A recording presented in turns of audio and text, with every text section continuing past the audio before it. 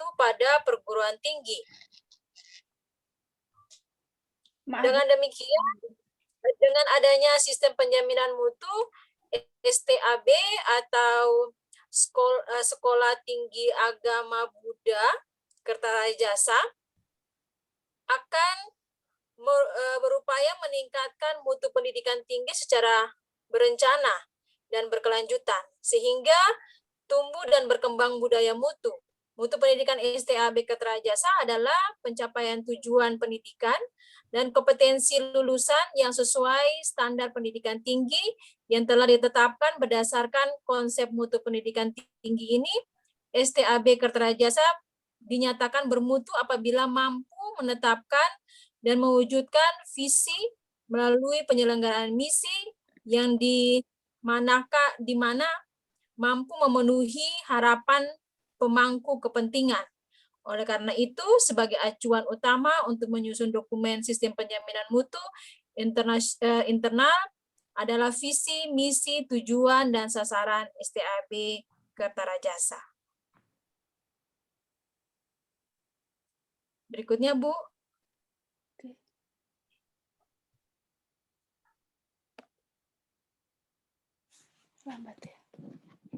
Organisasi yang sehat sangat berkaitan dengan keadaan mutunya, baik aspek akademik maupun non-akademik. Dan sebaliknya, mutu yang baik akan menyebabkan organisasi berjalan baik. Pentingnya upaya penjaminan mutu dikemukakan dalam Undang-Undang Nomor 20 pada tahun 2003 tentang Sistem Pendidikan Nasional, pasal 51 ayat 2, menyatakan bahwa pengelolaan satuan pendidikan tinggi dilakukan berdasarkan prinsip otonomi, akuntabilitas, jaminan mutu, dan evaluasi yang transparan. Prinsip penjaminan mutu ini diselenggarakan oleh STAB Kertarajasa melalui sistem penjaminan mutu internal. Implementasi rujukan pengembangan sistem penjaminan mutu perguruan tinggi adalah Menristek-Dikti nomor 62 tahun 2016 tentang sistem penjaminan mutu pendidikan tinggi dan Menristek-Dikti nomor 44 tahun 2015 tentang standar nasional pendidikan tinggi. Standar nasional pendidikan tinggi wajib dipenuhi oleh setiap perguruan tinggi untuk mewujudkan tujuan pendidikan nasional dan dijadikan dasar pengembangan dan penyelenggaraan SPMI. Pasal 5 ayat 3 Menristek-Dikti nomor 62 tahun 2016 tentang SPM Dikti menyebutkan SPMI diimplementasikan pada semua bidang kegiatan perguruan tinggi, yaitu bidang akademik meliputi pendidikan, penelitian, pengabdian kepada masyarakat, dan yang kedua non-akademik antara lain sumber daya manusia, keuangan, sarana dan prasarana. Ya, berikutnya Bu. Pelaksanaan sistem penjaminan mutu internal SPMI pada STAB Kertarajasa didasarkan pada yang pertama itu Undang-Undang Nomor 12 tahun 2012 tentang pendidikan tinggi, yang kedua Peraturan Menteri Riset Teknologi dan Pendidikan Tinggi Nomor 44 tahun 2015, yang ketiga Statuta STAB Kertarajasa, dan yang keempat Rencana Induk Pengembangan STAB Kertarajasa 2016 sampai 2030.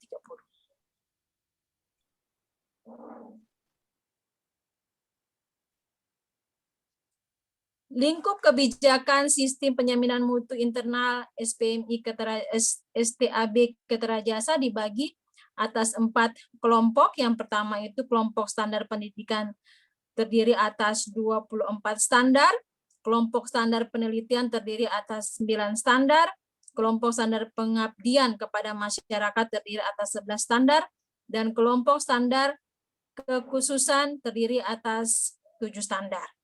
Dan kebijakan SPMI STAB Kertarajasa yaitu tujuan sistem penjaminan mutu internal. Yang kedua, kebijakannya itu yang pertama tujuan sistem penjaminan mutu internal. Dalam tujuan sistem penjaminan mutu internal, ada penjaminan mutu penyelenggaraan tridharma perguruan tinggi untuk menghasilkan sumber daya manusia yang berkualitas, profesional, dan religius sesuai dengan Buddha Dharma. Yang kedua, menjamin mutu kerjasama dengan berbagai pihak untuk mendukung penyelenggaraan Tridharma perguruan tinggi di STAB Ketrajasa. Yang ketiga, menjamin mutu fasilitas dan kondisi belajar yang kondusif dalam proses pembelajaran. Dan yang keempat, menjamin mutu pelaksanaan pendidikan untuk menghasilkan lulusan yang berpengetahuan, berbudi luhur, cerdas, sehat, mandiri, kreatif, inovatif, berkarakter, memiliki kepekaan sosial, mampu bekerja sama, berkomunikasi, dan mengembangkan jiwa kewirausahaan atau entrepreneur yang adil, arif, menghormati kemajemukan bangsa, serta memiliki daya saing. Yang kelima, menjamin mutu pelaksanaan penelitian yang berbobot dan bermanfaat bagi masyarakat. Yang keenam, menjamin mutu pelayanan sosial yang memenuhi kebutuhan dan kepuasan masyarakat. Dan yang ketujuh, terciptanya budaya mutu dalam keseluruhan stakeholder internal STAB Ketrajasa.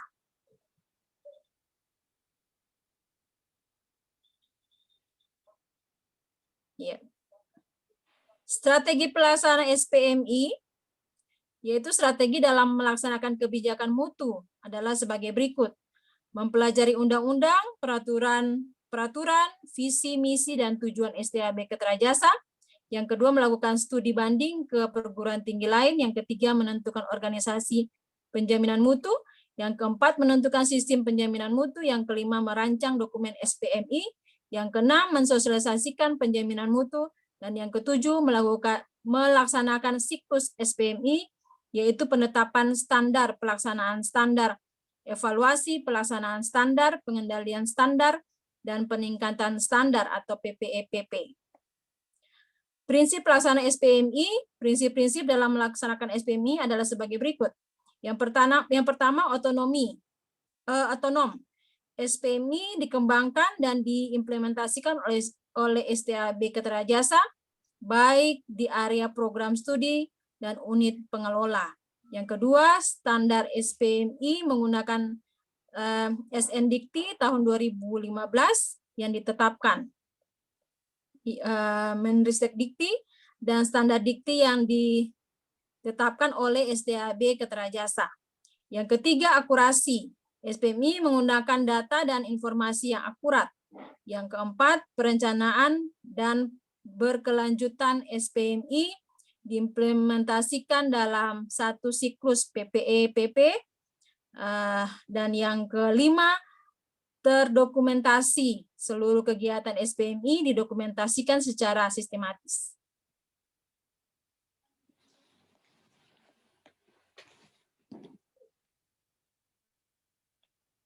Bisa lanjut, Bu. Slide berikutnya. Ya. Unit penanggung jawab SPMI secara kelembagaan STAB Ketrajasa telah memiliki unit pelaksanaan penjaminan mutu, akademik, tingkat institusi yaitu unit penjaminan mutu UPM, dan tingkat program studi. UPM merupakan unsur pelaksanaan. Saya tiba-tiba hilang. Ya. UPM merupakan unsur pelaksanaan khusus yang bertanggung jawab atas pembinaan dan pengembangan sistem penjaminan mutu, peningkatan mutu, monitoring dan evaluasi, serta melakukan audit internal akademik di lingkungan institusi.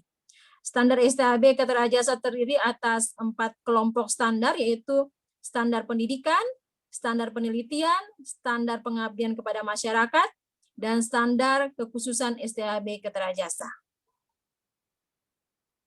Baik, terima kasih Bu Legia yang sudah menyampaikan analisis tentang dokumen kebijakan mutu. Selanjutnya tentang dokumen manual mutu akan disampaikan oleh Ibu Romlah. Silakan Ibu Romlah.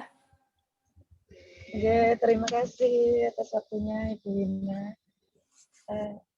Melanjutkan tentang dokumen manual mutu yang kita lakukan analisis pada khususnya STAB Kertarajasa di sini.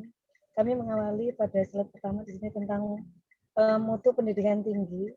merupakan tingkat kesesuaian antara penyelenggaraan pendidikan tinggi dengan standar pendidikan tinggi yang terdiri atas SNP tinggi dan standar pendidikan tinggi yang ditetapkan oleh perguruan tinggi. Nah, kemudian untuk meningkatkan mutu pendidikan tinggi tersebut, maka kemudian secara otonom, nah ini perguruan tinggi melalui SPMI atau Sistem Penjaminan Mutu Internal. Nah, salah satu dokumen dari SPMI tersebut adalah manual mutu, yang mana bisa dilanjut Bu Wina, slide berikutnya, yang mana manual mutu di sini merupakan penjabaran ya dari kebijakan SPMI yang bertujuan yang pertama memberikan arah serta landasan pengembangan dan penerapan sistem penjaminan mutu di seluruh unit kerja. Kemudian yang kedua, sebagai sarana untuk mengkomunikasikan kepada seluruh pemangku kepentingan, khususnya dalam hal SPMI. Kemudian yang ketiga, sebagai landasan dan arah dalam menetapkan semua standar dan manual prosedur dalam SPMI, serta dalam melaksanakan dan meningkatkan mutu. Kemudian untuk arah dan landasan manual mutu, nah ini diantaranya manual penetapan standar SPMI-nya, kemudian pelaksanaan, evaluasi, pengendalian, sampai dengan peningkatan standar SPMI. Nah, sedangkan sasaran pemanfaatan manual SPMI, nah di sini meliputi peningkatan mutu, efisiensi, efektivitas kinerja di seluruh unit kerja dan di lingkungan organisasi. Nah, kemudian analisis telah kami lakukan ya di dokumen manual mutu STAB Kertarajasa. Nah, di sini kita melihat ya bahwa untuk manual mutu di STAB Kertarajasa, mohon maaf ya. Nah, di sini terdiri dari kebijakan, sistem, kemudian konsep, penerapan dan organisasi penjaminan mutu yang dilaksanakan di STAB Kertarajasa. Manual mutu STAB Kertarajasa di sini menjabarkan kebijakan mutu bidang akademik, bidang penunjang akademik, dan kebijakan mutu akademik internal.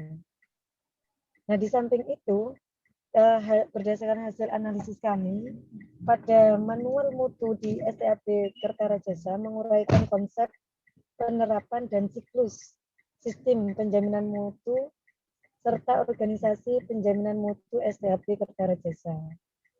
Nah, kemudian kalau kita lihat lebih dalam ya dari kebijakan mutu akademik di STAB Kertarajasa, di sini meliputi kurikulum yang dikembangkan dan diimplementasikan, khususnya kalau kita lihat di situ, nah di situ untuk menghasilkan lulusan yang memiliki kompetensi, suara hati, dan bela rasa.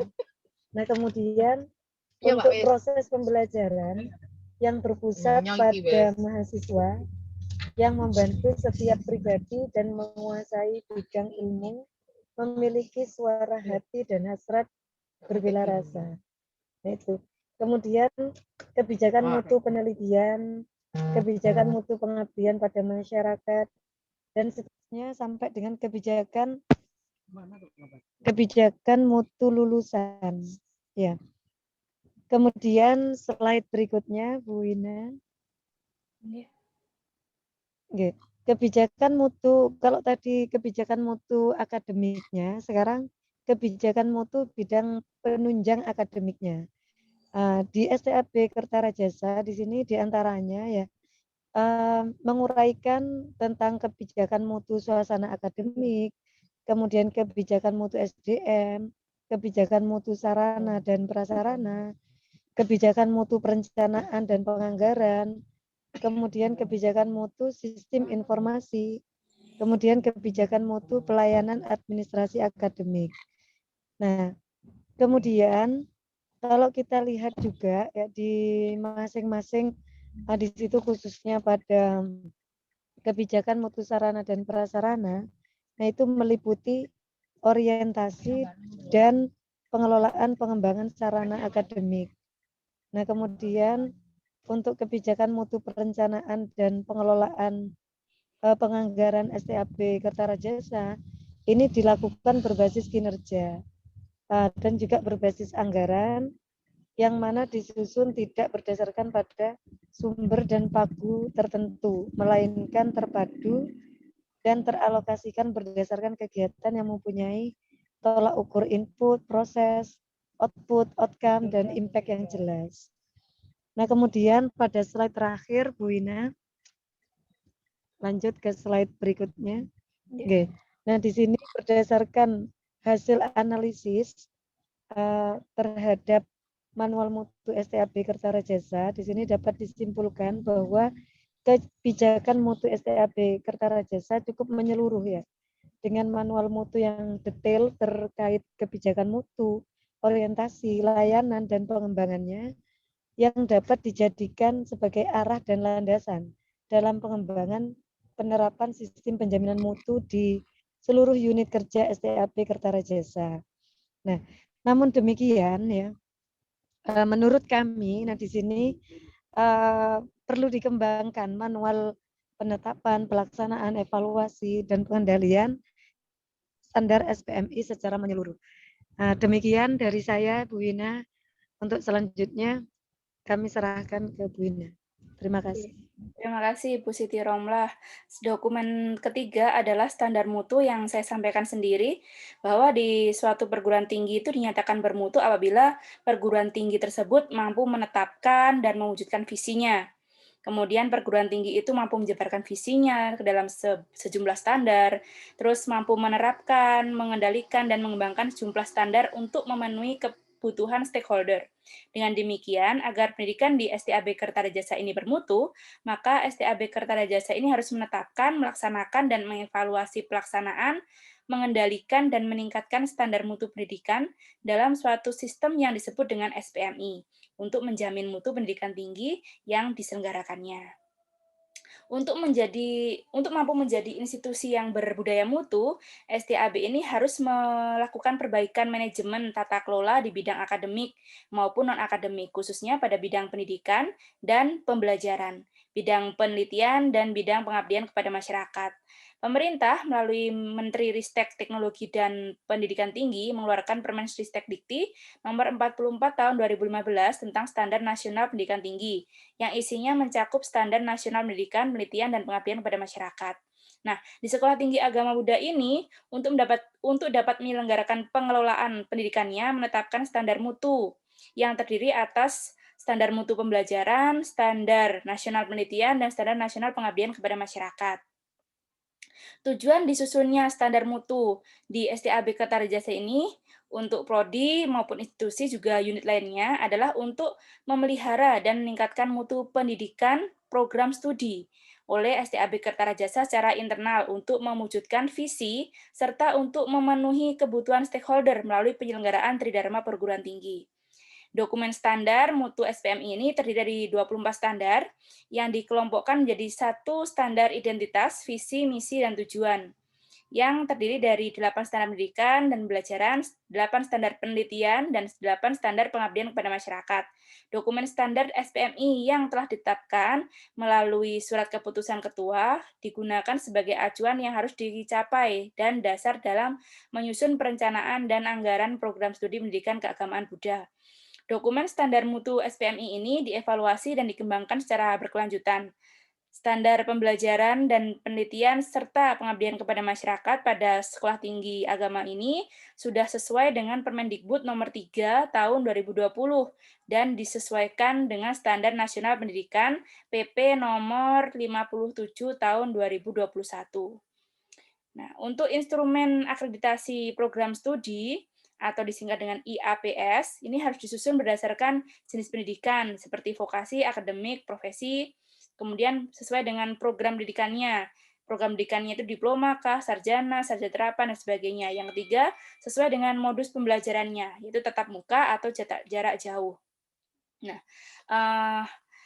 ini saya tambahkan karena saya lihat di dokumen tersebut, saya rasa masih perlu dipersiapkan kembali untuk akreditasi atau sistem penjaminan mutu secara eksternal, karena sistem penjaminan secara eksternal atau akreditasi ini sekarang sudah menjadi 9 standar, yaitu yang pertama visi, misi, tujuan, dan sasaran, yang kedua tata pamong, tata kelola, dan kerjasama, yang ketiga mahasiswanya seperti apa, 4 sumber daya manusianya, yang kelima keuangan, sarana, dan prasarana, keenam pendidikan, 7 penelitian, 8 pengabdian kepada masyarakat, dan 9 luaran dan capaian tridharma perguruan tinggi.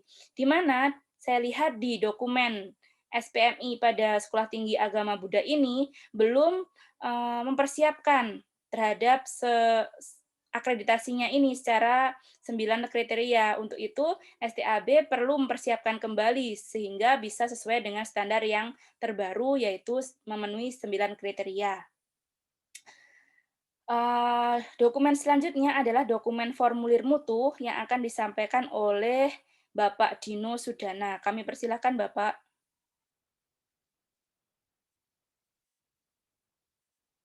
Terima kasih dari Mbak Legia, Bu Siti Romla, sama Bu Wina. Analisis yang kami sajikan itu adalah dengan pendekatan kualitatif. Karena data yang ada di Sekolah Tinggi Agama Buddha Kertajasa itu seperti itu. Tidak bisa dikuantitatifkan begitu. Nah, untuk yang keempat ini adalah formulir yang disiapkan oleh STAB Kertajasa. Dapat saya sampaikan, formulir dirumuskan untuk memberikan kemudahan bagi pembaca terhadap isi yang termaktub di dalamnya secara skematis dan sistematis. Dari analisis yang dilakukan terhadap sejumlah formulir mutu yang dimiliki oleh Sekolah Tinggi Agama Buddha Kertajasa dapat didistribusikan sebagai berikut. Formulir tentu saja disesuaikan kebutuhan di lembaga masing-masing. Dalam hal ini di STAB Kertajasa Kota Batu ada 48 formulir mutu. Itu yang pertama. Yang kedua, nah dari analisis dan pengecekan data yang terdokumentasi dalam buku pedoman mutu, kami membaca di halaman pengantar dalam buku pedoman formulir mutu yang dimiliki Sekolah Tinggi Agama Buddha Kertajasa tidak menjelaskan tata cara pengisian formulir. Apakah diisi dengan cara manual atau secara computerized. Jika ternyata dalam pengisian formulir mutu itu belum tersedia secara computerized, maka untuk efisiensi waktu dalam pengisian formulir mutu, saran yang diusulkan adalah semua formulir mutu tersedia secara computerized. Karena kami melihat kalau itu dengan manual mungkin ya memberatkan dari pihak-pihak yang kepentingan. Kemudian yang ketiga, dari formulir-formulir itu kami amati, kami teliti, itu masih belum ada kode-kode tertentu. Memang ada kode urutan dari 1 sampai 48 di bagian footnote, ya, footnote di bagian bawah. 1 sampai 48. Karena itu diperlukan kode formulir yang termuat pada bagian atas, karena biasanya kode-kode formulir itu ada di bagian atas untuk memudahkan bagi yang bersangkutan untuk membantu pihak-pihak yang berkepentingan menemukan formulir yang dimaksud. Dari data yang ada, telah ada kode yang tercantum di bagian bawah. Namun, apakah itu dimaksud dengan sebagai kode atau merupakan nomor urut halaman dalam himpunan formulir itu? Kode itu bisa dikelompokkan sesuai dengan penggolongannya. Formulir yang terkait dengan mahasiswa, dosen, karyawan, dan seterusnya. Mungkin juga sarana-sarana yang mungkin untuk lab dan sebagainya. Sebagaimana pengelompokan itu yang tercantum dalam daftar isi dalam dokumen formulir. Jadi di daftar isi itu jelas sebenarnya. Kemudian yang keempat, formulir-formulir tertentu diperlukan deskripsi lebih lanjut, terutama terhadap formulir yang menurut keperluannya perlunya memberikan justifikasi terhadap sebuah tindakan atau kinerja, seperti formulir mutu nomor 21 tentang angket evaluasi dosen oleh atasan, oleh sejawat, angket evaluasi dan sebagainya. Karena di dokumen mutu tidak ada deskripsi, umpamanya kalau mengisi atau mencontreng kolom 1 dalam skala ketik 1, di situ ada 1, 2, 3, 5. Nah, deskripsinya itu tidak ada. Jadi sangat dimungkinkan subjektivitas itu tinggi sekali. Tapi kalau ada deskripsi sebagai pembantu untuk memberikan justifikasi, itu akan lebih baik. Saya kira demikian dari analisis terhadap dokumen mutu, formulir-formulir dokumen mutu.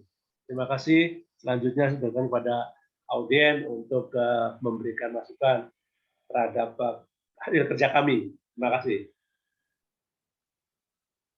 Baik, terima kasih Pak Dino yang sudah menganalisis formulir mutu. Demikian tadi 4 dokumen yang telah kami analisis. Mungkin dari teman-teman maupun Bapak Ibu dosen ada saran yang ingin disampaikan, kami persilahkan.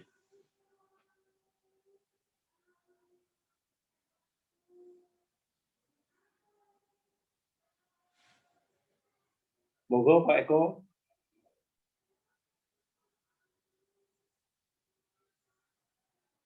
Belum, Pak. Belum.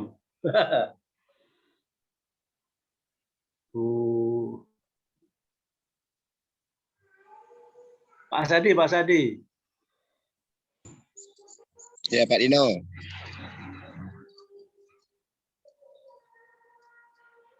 Monggo.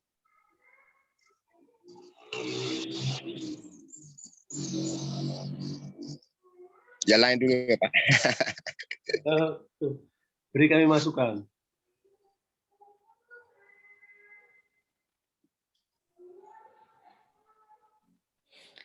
Baik, mungkin karena tidak ada masukan dari teman-teman, untuk selanjutnya saya kembalikan kepada Ibu Maisaroh. Ibu, silakan.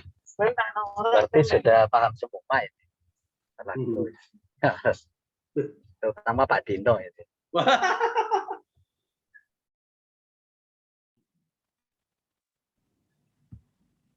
Oke, Pak Ibu. Jadi saat kita mengawasi gitu ya. Tadi dijelaskan oleh kelompok menyaji itu setiap komponen sebelum diawasi ya, setiap komponen yang perlu distandarkan itu harus melaksanakan 5 tahapan yaitu PPEPP, yaitu yang pertama adalah apa Bapak Ibu? Penetapan standar ya, penetapan standar. Setelah ditetapkan dilaksanakan ya, setelah dilaksanakan dievaluasi. Nah, evaluasi ini masuk pengawasan ya. Pengawasan ini masuk evaluasi. Kemudian dilakukan kegiatan pengendalian ya. Kemudian setelah itu ditingkatkan sehingga kalau kita mengadakan pengawasan, utamanya pengawasan di eksternal ya, misalnya Ban PT atau apapun pengawasan dari luar itu biasanya saat kita melaksanakan pengawasan ya kelima ini menjadi penting ya. Tadi disinggung bahwa standar akreditasi sekarang ini menggunakan 9 ya, 9 standar ya. Keuangannya bagaimana? Penetapannya bagaimana? Pelaksanaannya gimana? Evaluasinya bagaimana? Peningkatannya bagaimana? Kalau sekarang kita punya uang segini, terus tahun depan itu apakah ada usaha untuk mencari uang yang lebih dari itu supaya cukup untuk kegiatan pembelajaran misalnya ya ini. Ya, jadi sarananya juga itu PPEPP, pembelajaran sama PPEPP semua, penelitian juga ya, pengabdian juga. Jadi dengan adanya itu kita mengadakan pengawasan itu menjadi lebih gampang Bapak Ibu ya, karena sudah ditetapkan bagaimana standarnya. Bagaimana pelaksanaannya, dicek gitu ya. Kemudian kita evaluasi. Nah, setelah dievaluasi, oh ini ada kekurangannya, oh ini ada sudah bagus ini ya, ini. Bagaimana kita mengendalikan ke depan itu seperti apa dan ditingkatkan seperti apa gitu. Jadi bagus tadi saat kita mengadakan pengawasan memang eranya sekarang seperti itu ya. Nanti barangkali ini Pak Haris dan Pak Sadi juga bisa cerita ya di sana seperti apa pelaksanaan itu ya. Nah, kalau di sini seperti itu misalnya saat kita berbicara tentang uang yang non akademik ya. Ini saat BPK datang itu mesti begitu Bapak Ibu. Ada manual mutu enggak? Kalau Bapak Ibu mengeluarkan uang 100 juta, apakah di RAB-nya itu ada gitu ya? Jadi penetapannya di RAB ya, di rencana anggaran belanja itu ya, di RKAKL kalau itu keseluruhan anggaran di tingkat UM ya. Apakah ada di sana? Kalau jawabannya tidak ada, salah ya, salah kita sudah kenal, salah loh. Ada, oke, ada. Dulu ditetapkan berapa? Apakah betul 100 juta? Kalau ditetapkannya 50 juta, munculnya 100 juta, kita kenal gitu ya. Jadi evaluasinya seperti itu Bapak Ibu. Kita berbicara pengawasan ya evaluasi itu mulainya. Saat kita evaluasi, kita mesti berbicara tentang penetapannya, pelaksanaannya. Nah, kan begitu ya. Jadi saya doakan yang hadir di ruangan ini nanti semuanya jadi pimpinan-pimpinan ya, pengawas-pengawas ya. Jadi dimanapun ini ya. Dulu pernah teman di S2 itu dari BPK pernah ada. Jadi mahasiswa itu bekerjanya di BPK, cerita banyak tentang bagaimana proses dia dalam melaksanakan pengawasan dia ini. Nah, ini yang menjadi pimpinan-pimpinan ini Pak Dino ini ya. Pak Dino sudah menjadi pimpinan ini ya. Tugasnya mengawasi Pak Ibu. Meskipun ya yang diawasi itu lo nggak senang ya. Saya itu sedih kalau ada BPK datang, itu sedih rasanya. Tapi itu harus dilakukan ya. Begitu ya, karena suatu lembaga organisasi itu kalau dikatakan baik ya memang harus jelas rencananya bagaimana, pelaksanaannya bagaimana, evaluasinya ada apa tidak, peningkatan ke depan ada apa tidak. Seperti itu Bapak Ibu ya. Jadi tolong dibaca lagi, dipahami lagi ya supaya sudah bagus ya. Nah, kaitannya dengan artikel itu silahkan nanti ya. Seperti apa kita mengawasi? Masing-masing orang punya tambahan-tambahan wawasan yang tentunya memperkaya artikel itu ya.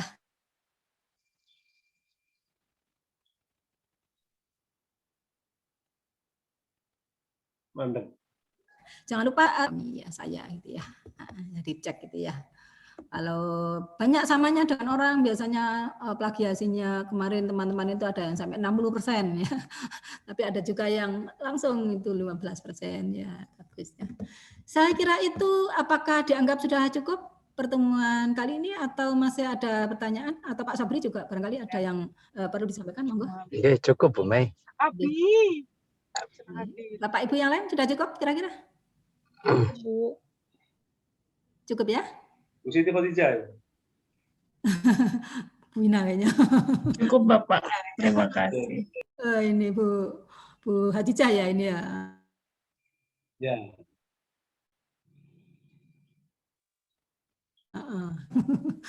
Kalau sudah cukup saya dan Pak Sabri tentunya mohon maaf Bapak Ibu ya kalau selama ini kita mudah-mudahan ke depan kita lebih baik lagi gitu ya. Saya kira itu, mohon maaf, kami akhiri. Selamat sore. Assalamualaikum warahmatullahi wabarakatuh. Waalaikumsalam. Waalaikumsalam warahmatullahi wabarakatuh. Terima kasih. Terima kasih. Waalaikumsalam warahmatullahi wabarakatuh. Oke, sama-sama.